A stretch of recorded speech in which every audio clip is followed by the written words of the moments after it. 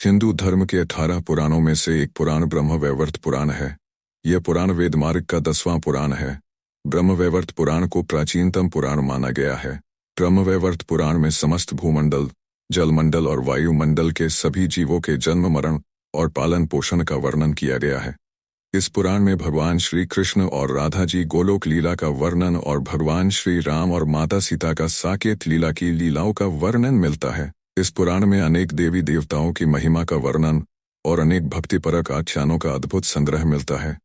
महर्षि व्यास जी रचित ब्रह्मवैवर्त पुराण में 4 खंड, 218 अध्याय और 18 श्लोक है।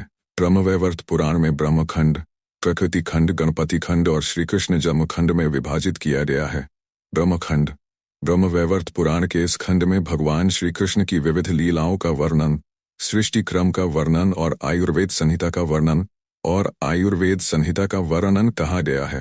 ब्रह्मवैवर्त पुराण के इस खंड में भगवान श्री कृष्ण द्वारा अर्धनारीश्वर स्वरूप में राधा का आविर्भाव उनके वाम अंग से दिखाया गया है। प्रकृति खंड। ब्रह्मवैवर्त पुराण के इस खंड में सभी देवियों आविर्भाव, चरित्रों और उनकी शक्तियों का संपूर्ण वर्णन मिलता है। खंड की शुरुआत यश, दुर्गा, महालक्ष्मी, सरस्वती, गायत्री और सावित्री के वर्णन से होती है। ये 5 देवी को पंचदेवी रूपा प्रकृति के नाम से जाना जाता है। यह अपने सभी भक्तों की रक्षा करने के लिए रूप धारण करती हैं। ब्रह्मवैवर्त पुराण के अनुसार सर्वोपरि रासेश्वरी रूप राधा का है। राधा कृष्ण की पूजा करने का परिचय इस खंड में संक्षिप्त रूप से दिया गया है। सभी देवियों के विभिन्न नामों का उल्लेख इस खंड में मिलता है। राधा कृष्ण की पूजा करने का परिचय इस खंड में संक्षिप्त रूप से दिया गया है। सभी देवियों के विभिन्न नामों का उल्लेख इस खंड में मिलता है। गणपति खंड।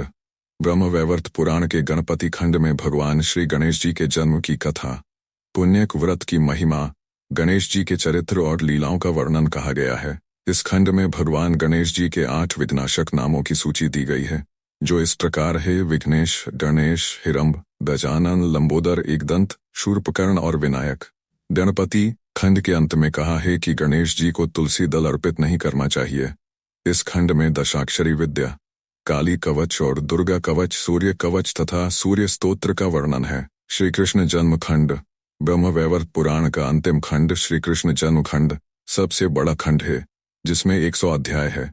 इस खंड में भगवान श्री कृष्ण की लीलाओं का वर्णन विस्तार पूर्वक किया गया है। इस खंड में दैहिक तथा भौतिक भयों का नाश करने वाला श्री कृष्ण कवच का उल्लेख किया गया है, जिसका पाठ करने से समस्त भयों का नाश हो जाता है।